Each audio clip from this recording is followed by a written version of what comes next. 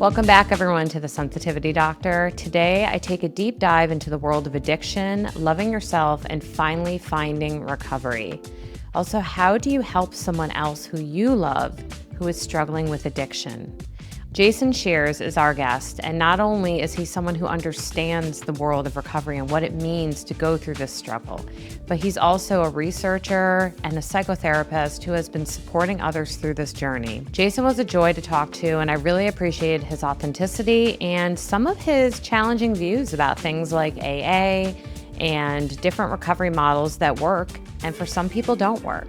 So if you have felt like you don't know the way out, if you have felt like you don't know how to support someone going through this episode is truly for you. Enjoy. I'm really excited to have you here because of all the conversations I have been honored enough to have on The Sensitivity Doctor. I have yet to have someone come on to kind of unpack, I think, some of our misperceptions and misunderstandings about recovery and addiction and substance use. And I know that you yourself have your own personal history and journey that led you to here, to this conversation. So if you wouldn't mind, just so that people listening can kind of hear where you're coming from, what was that journey like? And what do you wish you had known during that journey that maybe you know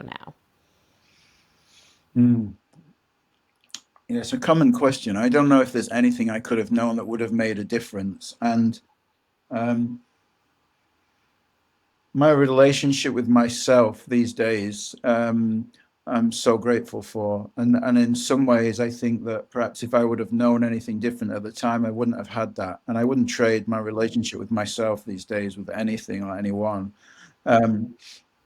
So yeah, you could look at that question from all sorts of perspectives for sure, and perhaps some understanding of this stuff may have made my suffering less, my darkness less, how long it lasted for, how much chaos I created for other people, maybe, like that certainly would have been valuable to me. But I don't really know is the truth, to answer that question, what would I wish I would have known then? And it's such a long and arduous and kind of chaotic and crazy journey to hear. And there's so many small details and important parts of it. But, the main thing I think for people to understand is when people listen about like what the journey of that dark time was, or that mental illness was like, or that journey into that world, into the psychiatric world, into diagnoses, into addiction, rehab, into prisons and institutions, and being tied down or locked up in hospital wards because I seemed crazy, and stuff like that, was really that of a lost boy, was that of a boy who did not want to be with his own experience, who did not want to be with the life that he was given. And escapism was so much more appealing than feeling, was so much more appealing than being myself, so to speak, because that was painful. It was full of grief, and it was full of misunderstanding, and it was full of separation and loneliness and aloneness and pain, and I didn't want to feel. So doing anything I could to escape myself to the extreme, to not caring about life or death extreme, and because that was aliveness, that was aliveness. To be committing crime was aliveness in the moment. I was present in that moment of running from the police. I was present in the moment of being locked up. It was alive. It was to be alive, and it was not to feel like to be sat thinking and feeling what was inside of me. So yeah, it was extreme. There was lots of that sectioning. There was endless psychiatric diagnoses. There was endless being medicated from the age of 10 years old onwards, until I went into rehab when I was 23. So that was about, I don't know, 15 years of total chaos, and I thought it would end there. I thought, oh, as soon as I go into rehab, and that's, I've got a heroin problem. So when I stop taking drugs, everything will be fine. I'll get a job, and I'll be able to drink alcohol, and everything will be normal. I'll probably have some kids one day, and that'll be it. That'll be my life. and I really thought that I was just going for a detox. I didn't think I was going for like rehab or what that would entail. But it was a completely different journey. What I understand now is I was indoctrinated into a new belief system, which we call the 12 steps. I was, and I call that um, wallpapering a plaster on a bullet hole, like wallpapering a solution over the top of the cracks, or putting a plaster on a bullet hole because, yeah, it worked for a while, it stopped me from taking drugs. But all I did was pick up every other addiction that was socially acceptable, that was not drugs or alcohol, anything that wasn't drugs or alcohol, because they were my solution, they were my escape from myself. So, um, when you take away the escape from self and you don't go towards yourself, you don't go inwardly, you go outwardly, i.e., I've got to go to meetings, I've got to do this and do this and do this to be okay. You don't go inwardly. What's happening in your experience right now? There's no trauma informed experience in 12-step rehab, but there certainly wasn't 31 years ago. Um, so I papered that new belief system over the top. I'm broken, I'm an addict, I've got a disease, and I need to do these things to be okay. But that didn't touch the root of my suffering. So I just continued to escape myself. And so it was dark, I was clean from drugs and alcohol, but I was escaping in every possible way into food and relationships and sex and pornography and work and anything that would help me avoid myself. So that's why I became a psychotherapist. Like I thought if I could, I went to therapy and I thought if I could understand this theory, this idea, this kind of helping profession, then I could help myself. Surely I could help myself. And so I looked for the most complicated, difficult therapy to understand, which was at that time I could find it was transactional analysis, which is a psychodynamic theory. And I studied that for years and got qualified. And then I did counseling and I did NLP and I did CBT and I did all these qualifications. Meanwhile, my life was getting worse and, yeah, and my internal life. And I was a therapist specializing in addiction. I was helping other therapists that were counselors in drug treatment centers. We all had secret addictions. We, all of us, and it was quite disillusioned with the whole thing. Like, who's actually helping who here, and who is able to help anybody? And what hope do people in treatment have if none of us can really stop using something, if none of us start Right. escaping ourselves? And so I just continued on my journey of what I call endless seeking, like seeking, knowing of something more. I know there's something more than this, whatever this is at the time. And I don't know what it is. I don't know what it is. So I'm going to try everything. And I did the Hoffman process and I did Tony Robbins and I did silent meditations and I did spiritual retreats.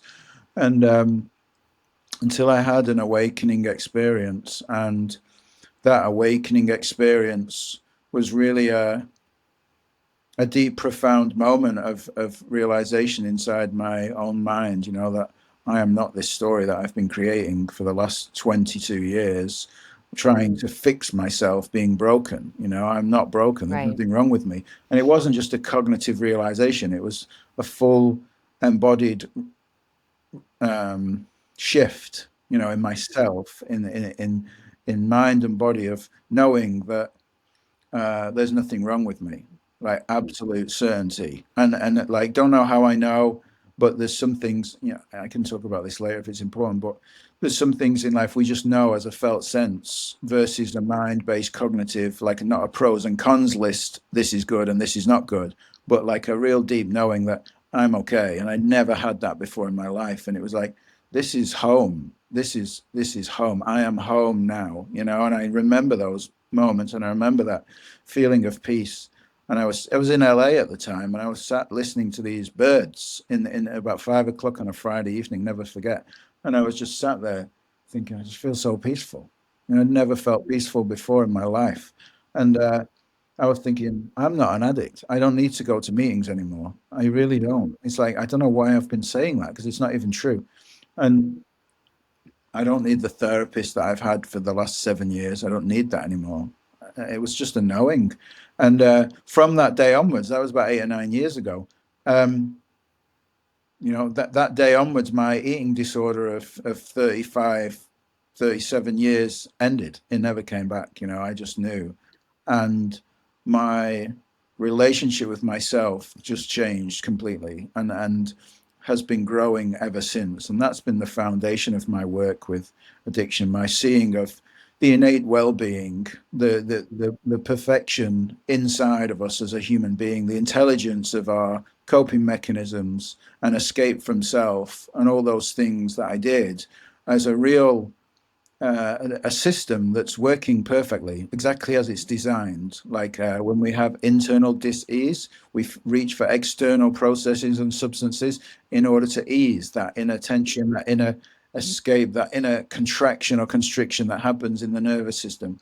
All that makes perfect sense. So instead of looking at what was wrong with me anymore, I looked at what was right with me, and I surrounded myself with people that saw the good in me. And I don't mean just like a cognitive, what I call blowing smoke up my arse, saying how great I was. I mean people that really pointed me to be able to see what was working right in me, not what was wrong with me. And so that was the end of my relationship with with all types of therapy that really pathologized and saw you as a faulty, broken, damaged person that they could help get better. Yeah. And I actually, there's so much you said that I love that I want to make sure to, I don't know, almost offer kind of like a highlight, but then also questions. I actually have questions about your story. Yeah. I see a lot of what you were saying. I've seen it in the journey of other people, people I love, people I work with. For example, there were a couple things you mentioned that are a big part of the structure of what we call like the recovery world and addiction recovery and all of that. One of them being the 12 steps.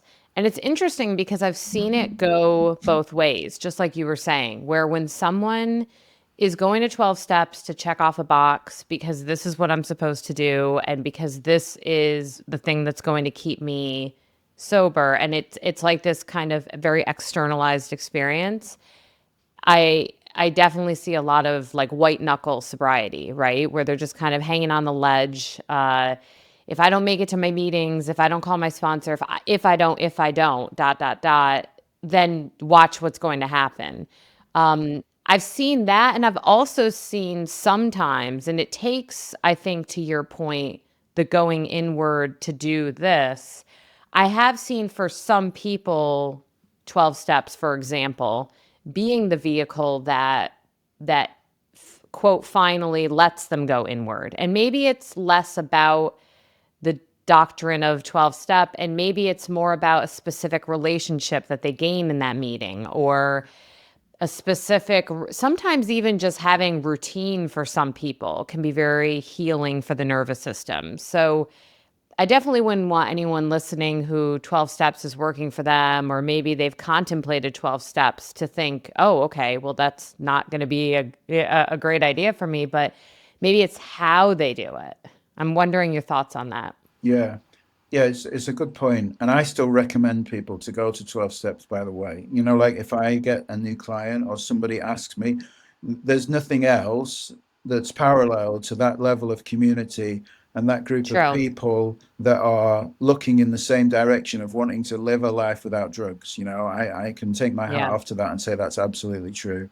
Well, and And one other thing I'll say to folks sometimes is to treat it like dating or looking for a job. Like you don't have to just go to the first one and say, okay, this is it.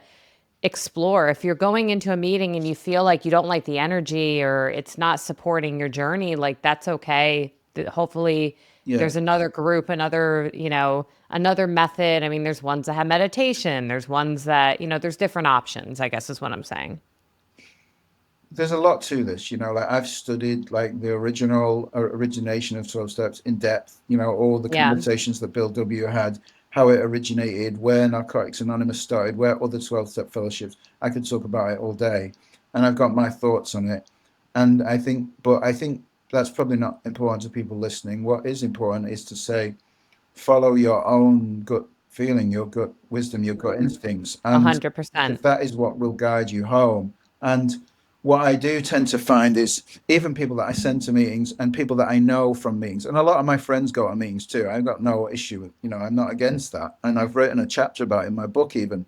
But um, what happens for people is they start to question the disease concept. They start to question this: I'm an addict for life, I have to do these things.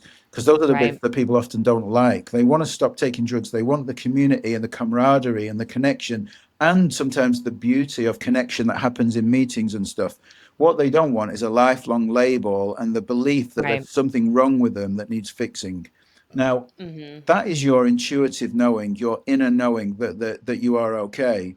But because, and this is going to all the history and looking at it, because the indoctrination into a new belief system has been passed through generation to generations and country to country and meeting to meeting over years and years and years, everyone who's spreading the message does not even know its origination. It doesn't know, they don't know, they've just got their subjective interpretation, and all their beliefs are then imposed onto other people unknowingly, innocently, with good intentions, right? They're imposed onto other people. So people then take on and they start to ignore and close down and quieten down and suppress their own inner knowing in favor of someone else's doctrine, right? And Gotcha. that's where I say to people, just be really careful what you start to believe. Listen to yourself more than anyone else. Listen to your inner knowing. And that's really what my work is about. It's bringing people back to that inner knowing to listen. It is not about following my way. It's not that I know better than anyone else or I have a way or anything like that. What I am is a guide to yourself. I am pointing you back inside for you to listen to yourself and choose what is best for you. Now, if you do that and you say to me, I think meetings are best for me. I'm not going to argue with that. I'm not got no opposition to that. And I might have a conversation with you about why you say that. What is it you believe Yeah. about yourself and so on. But I'm Mm-hmm. not here to tell anybody the way. I'm here to help people empower themselves to see what's been tuned out of them by this Right. indoctrination into a belief system in that case. And, Right. you know, yeah. But I love what you are saying about connecting with the true self. There's two sides of this question, so I'm just going to kind of put them out there, and then we'll start with which one makes the most sense. Yeah. First and foremost, the moment where someone chooses not to feel versus to feel, we cannot ignore that. We have to come back to that. So I want to put a pin in it.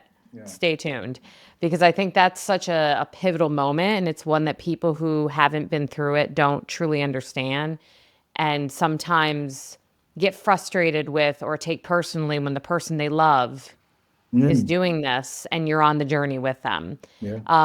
But just a quick note about what you said about about connecting with the true self. I am so happy you're saying that. And I love that so much as a therapist. I love that because something that I notice happens with some of my clients, whether it be because of old trauma patterns or culture or whatever it is, they will start to pathologize themselves, even where they'll come in. I have this one client in mind specifically who she was, I mean, for all intents and purposes, killing it like at life, just doing and being, and just the essence of her was amazing. And yet she just was constantly coming in with the new thing that she thought was wrong with her. And what's my homework? And what can I do to improve myself? Like this constant kind of fix me energy. Mm. And one day she said, okay, what's my homework this week? And I looked at her and I remember her standing and I looked at her and I said, nothing. Like, I don't want you to read another self-help book. I don't want you to look at another thing that's wrong with you. Like, there is nothing wrong with you. And she looked at me and said, well, what about all my diagnoses? Of which she came to my office with a laundry list of them. And then I said, okay, this is the most poignant one. Let's bill insurance for that. Yeah. Basically, Yeah. let's clean the table a bit, right? Yeah. And I looked at her and I said, nothing. There's nothing wrong with you. We have to shift our thinking pattern, or you're going to enmesh yourself with this identity. And it reminds me a lot of what you familiar, I'm assuming, with ACT therapy, like Yeah. acceptance and commitment therapy, where we stop fusing ourselves, like I am this versus I am experiencing this. So Yeah. I love that you're saying that, and I want to come back to it because I think it's your essence, your message, what you're doing in your work. Yeah.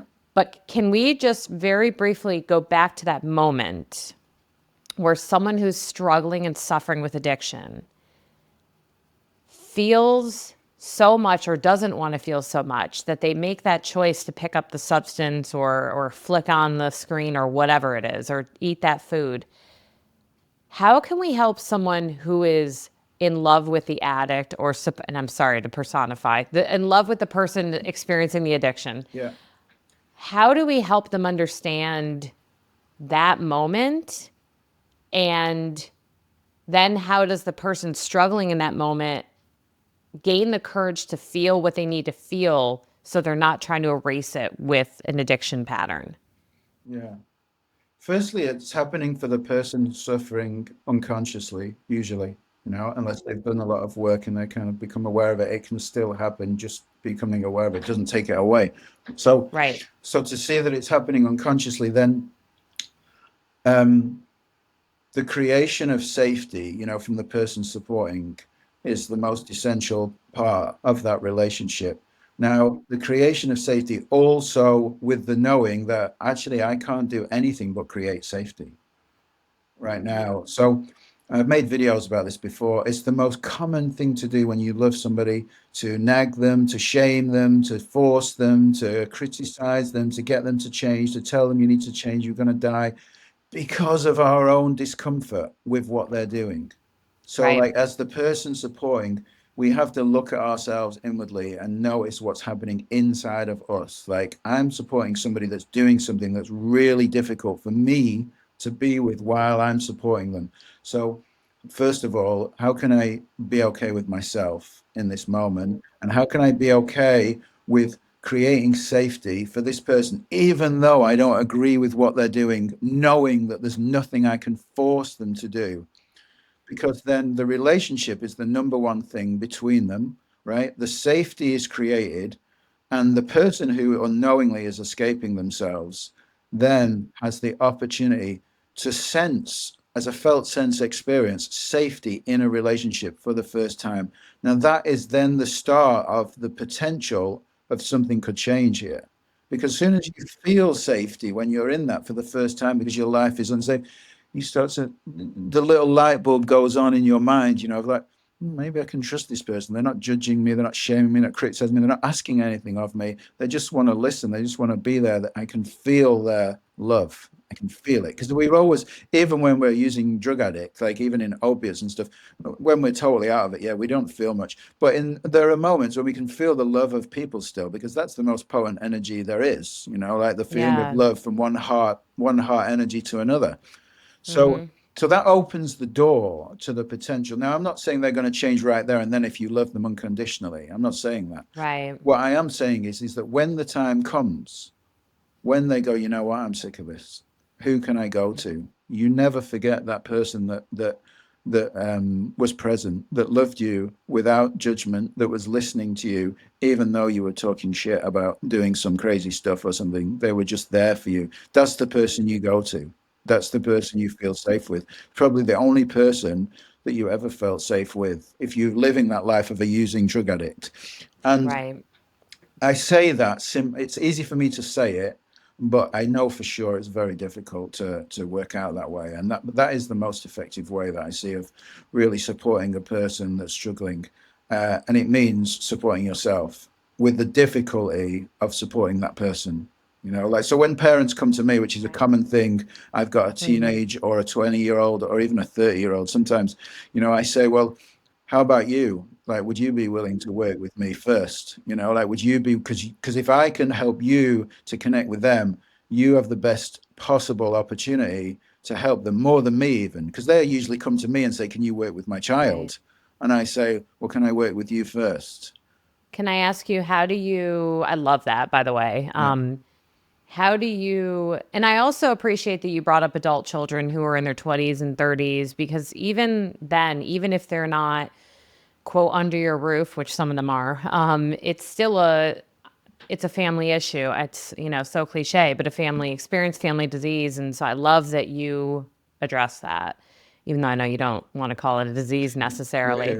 Yeah. But I'm curious, how do you help them? And I'm saying this thinking about people listening who love someone in that position, Mm. because a lot of the work that I do and a lot of the episodes that I've explored are with people who are maybe not necessarily going through it, but loving someone who is. And we're always talking about boundaries and championing for yourself and not being the one to try to fix and save someone else. So how do we find this balance of champion for yourself, have boundaries, but then also love the other person? It's Yeah. so complex. You know, most of, let me say that I caveat the word most with mean, I don't really mean most, but I don't know a better word to explain what I'm going to say. I Most, love that you said that, by the way, because I hate yeah, like black or white statements. So yeah, I that's don't like great. it. Everyone, all the time, always, I I hate know, all that right? stuff. But sometimes I say it, like most of humanity is asleep to the fact that their own thoughts are life. They think that's it. There's nothing more than that, and there's so much more than that. So the first thing I want to do, like this is not literal, and it's not said without compassion, but I want to wake up the supporter. I want them to see what's going on inside themselves. Like, the supporter of somebody is best equipped when they are willing to go towards themselves. And quite often they're not always willing to do that. Like, oh, there's nothing wrong with me. It's just my child, or it's just my friend or my partner, whoever it is. And that gentle introduction to, are you willing to look inwards? Because you want me to take someone else and look inwards. It's like, are you willing Right. to do that for yourself? Because that was going to improve your relationship, and also that is then going to create the potential for you to do that for them. Because everything you see about yourself and about life, by going inwardly and understanding who you are, who you're not, what's going on, why are you attacked, why are you with, if you're a partner, why are you attracted to this person, if you're a parent, what's going on in your relationship between parent and child, where's the connection gone, Right. and all these things that can facilitate the potential for transformation for the person suffering. There's no way, there's not no way. I mean, strange things happen all the time, Yeah. but if the person comes and they're just completely unwilling to look, I'm just left with being able to say, well, I'm really sorry. There's not much I can do. It's kind of like, I'll speak Yeah. to them if they're willing, and then I can do that job, that I want them to do. But their best place, the Right. loved one, is always best placed because they're closer to the actual person. And so I try and facilitate Right. that reconnect. What I see is some disconnection there. I try and Hmm. facilitate that reconnection first. I like that because, I mean, honestly, if the person supporting the one suffering is so resistant, to me, that's, oh gosh, the uphill battle is so much steeper. Yeah, yeah, it's Hmm. true. So, can I ask you then, I'm going to unpin the other question Yeah. about like going inward, finding yourself. How do you guide people to do that when the self feels so shakeable and it feels so unsteady, or maybe you've received messaging in the past, most likely, or Mm. even present, from people who are frustrated with your addiction, to Yeah, love themselves? Because I feel like finding yourself and loving yourself are very close cousins. yeah. It's got to be an experiential, in the moment realization, because we can't use the mind. Like, what the tendency of people is they want to escape the moment with the mind. Let's just talk about this a bit more. What about, how does it work, and how will it feel, and what will happen, and if we do this, we'll go. That's their escape from the moment. That's their Right. moving away from themselves. They've got a storytelling part that helps them escape their somatic experience in the moment. So the way we go towards ourselves is, well, one, it has to be a felt sense of safety from my part. Does it feel safe? I'm not just going to, in the first session, take someone on a deep journey back into something, but providing there's a felt sense of safety and connection, it's really just experientially going inwardly, meaning asking somebody what's happening right now inside of you, and then watching what happens there. Do they automatically, does their body language close? Do they shut down? Right. Do they look like they're protecting themselves? Is their shoulders become tight? And then my job is more of a guide of saying, what's happening in your body right now? It's like, oh, my hands feel energetic. Oh, okay. What happens if you let them rest, and don't tense them up? Oh, my toes are curled. It's kind of, oh no. If we scan our body, do we find tension somewhere? Because the body is adept at hiding and escaping the moment. If we've been through some level of adversity. So going towards ourselves is like being willing to let somebody guide us in that exploration of what's happening right now. And Right. sometimes a lot of emotion will come out in that moment. Sometimes they'll get angry. Sometimes sadness will come. All sorts of stuff has been suppressed and repressed over the years. And Right. the body is great at hiding stuff. I mean, you would be surprised at the jaw for me, like it's the most obvious one. Everyone will say, oh yeah, at the end of the session, my jaw was hurting, or my teeth was hurting. Or in a session, I'll say, is your jaw tense? And they'll go, yeah, it's really tense. And I go, what happens if you let it relax, And it's like, they start to feel waves of emotion. Yeah.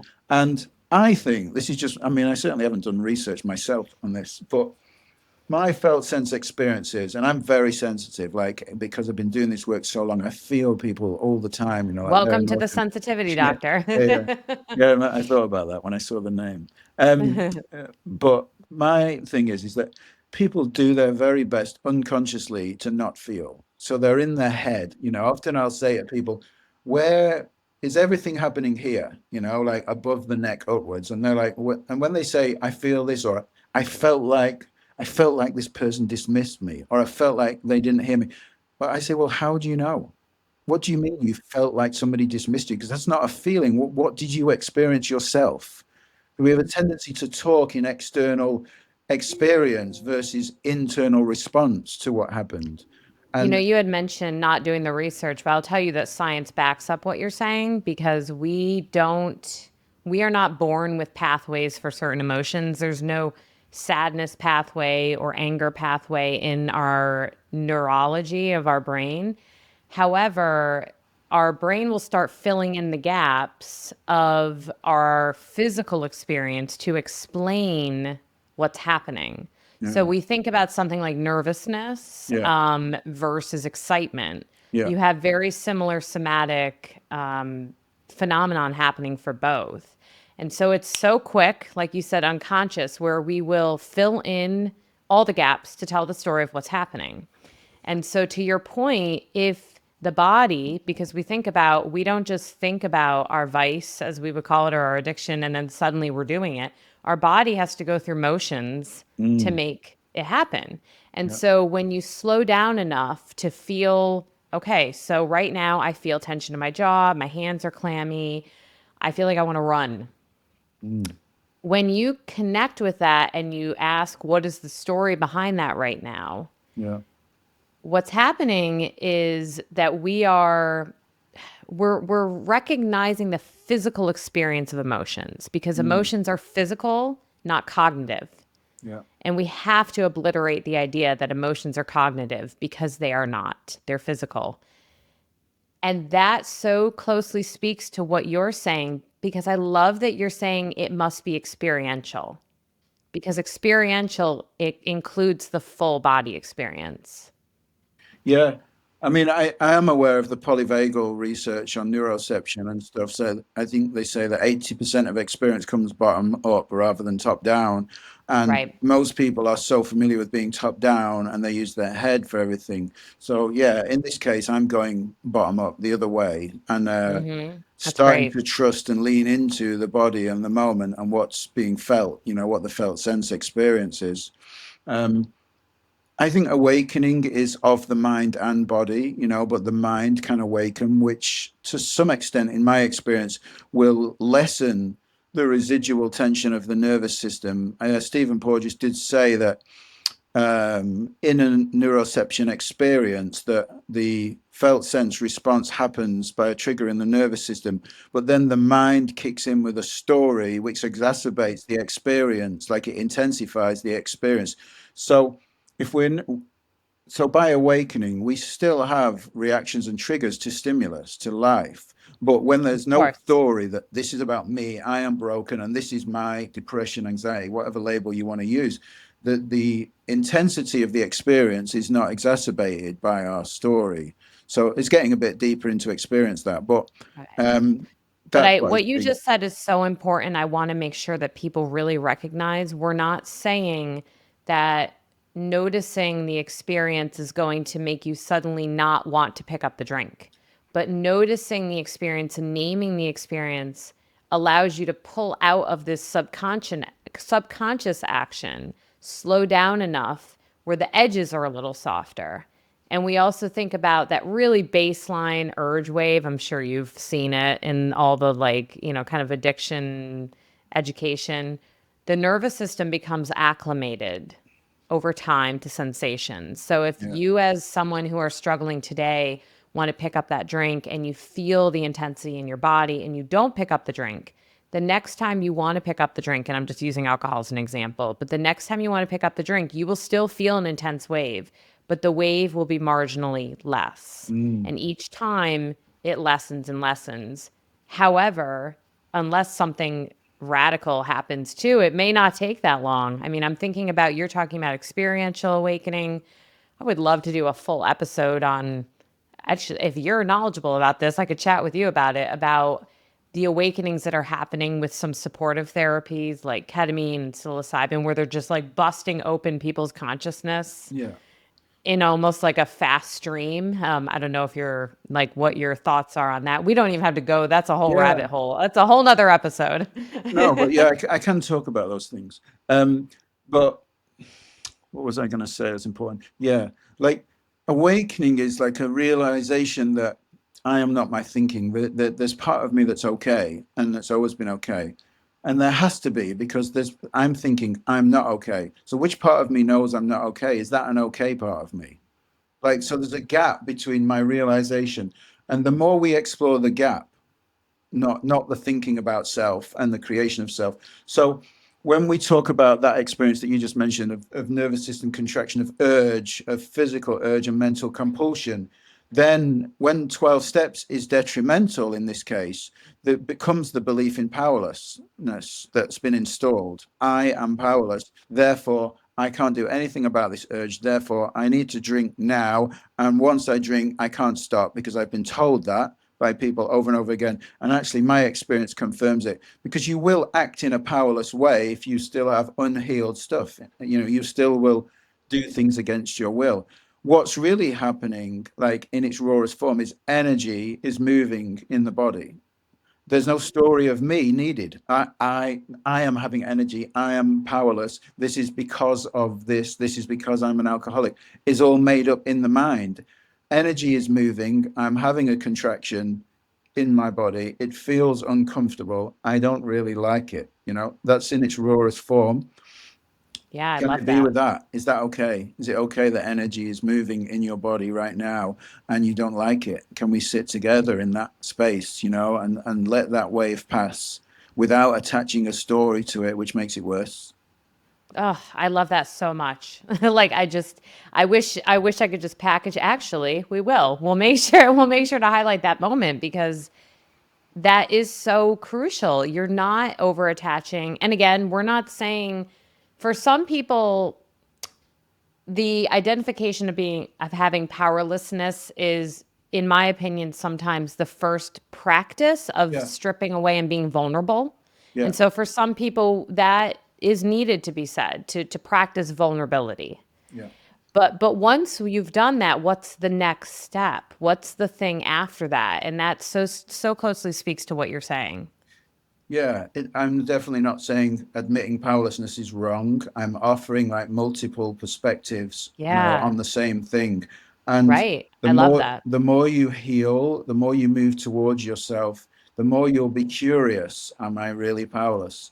And um, as I've seen it in my own personal journey and with many clients, is the more felt sense work we do, the more nervous system regulation, the more kind of knowing of self and stories and things that are not true, the less powerless we are. And by that, I mean, my common question to most clients is, what things do you do that you don't want to do? Like, what behaviors do you act out on that you don't want to, that later you regret?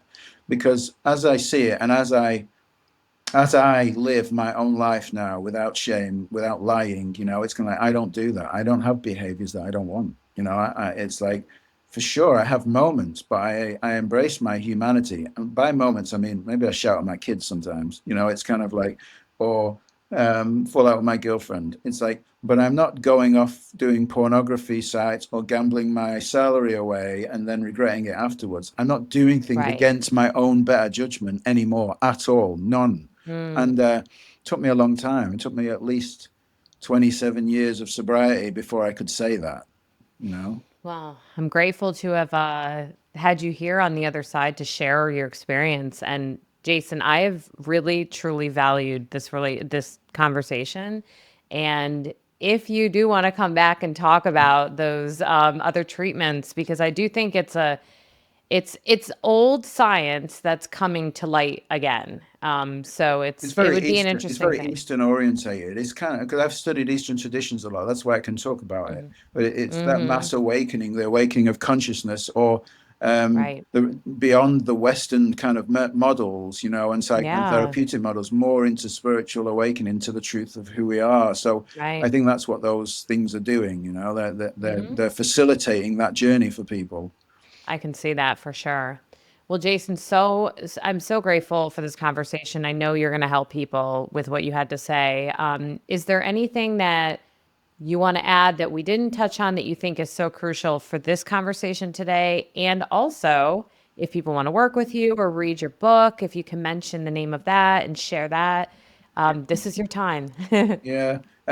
My book is called The Infinite Recovery Project. You can find it on Amazon, wherever you are, it's available there. There's a website too, The Infinite Recovery Project.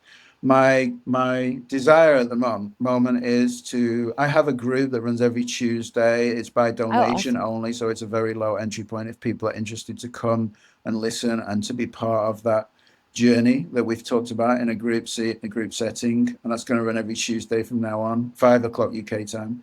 Um, I'm going to facilitate training for therapists, practitioners, and specialists in addiction treatment to understand my model. Um, and what I would offer, last thing to say is that all of us, like, and this has always been true for me, and every person I've met, I ask, like in my work, is all of us have an inner knowing, an inner sense of there's more than this for me. There's something more for me than this. That tends to be when there's suffering or darkness going on to some extent. So they will tell me in different ways, oh, I just had this, I wanted more. I couldn't find what it was. I had this feeling of seeking. I had this feeling of longing. They might have been longing, I had multiple relationships because I was just looking for love. So that's the same seeking I'm talking about. Some people find it Right. in work. Some people just have a knowing of it. Never give up on that. Never give up on that seeking. Yeah, you may be seeking in the wrong place. You may be Right. seeking in the wrong things, but that seeking is your inner pilot light, what I call it. It is your knowing of home. It is your sense of well-being that will guide you to find home being a place of ease and comfort within yourself. And that's really what I always say to people. Don't give up on that seeking. People do often say you need to give up seeking, that's your problem. But actually, you can't put that out, that pilot light. It's your Yeah. aliveness, it's your soul. I often call suffering a love letter from the soul because it guides you inwardly. You've got no choice but to go inwardly from it. But don't give up on yourself. Don't give up on that stuff. And I think that's important for people to be to have someone like me say that's okay. You are okay. There's nothing wrong with you. It's not a fault. Yeah. Oh, I love that. Thank you so much for sharing that. And if anyone's interested in joining your group or reading your book, Yeah. we'll make sure to attach all of that in the show notes. And Jason, come back anytime if you want to talk Yeah. psychedelics or whatever facet and awakenings. I'd love to have you back. And I just appreciate your time. And I hope everyone was able to gain something that could either support their journey or maybe your journey in supporting someone else's journey towards recovery. Okay. Be well, everyone. Thank you.